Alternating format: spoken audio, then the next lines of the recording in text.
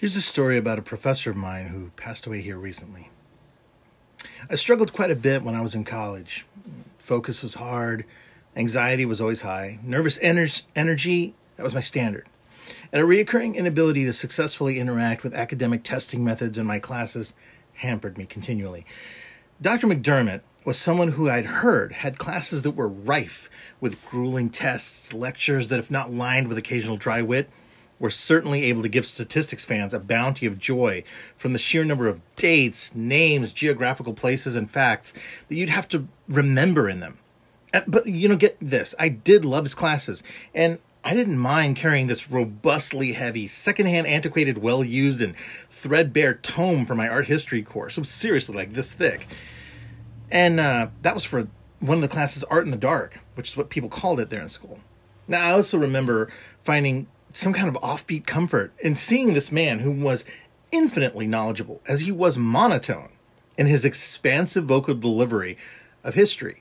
Yet there was a spark of indelible and, dare I say, rebellious wit that would spring forward, ever so subtle and rarefied, when he would also speak of salacious and perhaps unorthodox art theory musings and facts about the lives and times of the visual artists upon whose works we would stare at in a screen slide-driven duality during these courses.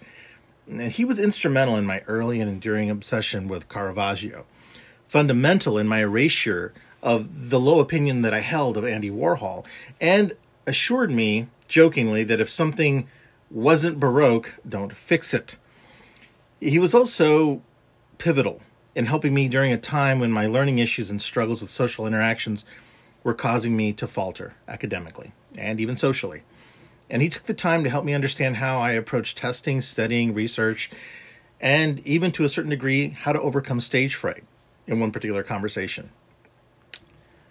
I never will be able to properly repay him for that. And even to this day, his words helped me as I was tussling with a challenge just the other day at a contract job. And it also echoed through my head as I used to spend those long nights as a security guard at the Nelson Atkins Museum, wandering around in the dark, looking at art. I've had a lot of professors over the years that I have fond memories of from my time in college. And many of them, all of them really, have left some lessons and lasting points for me. Wisdom and all. But Dr. Leroy McDermott was one that also helped me to see that my academic life didn't need to be, and I quote, up an unsanitary tributary without a form of locomotion. Rest in peace, good sir, and thanks.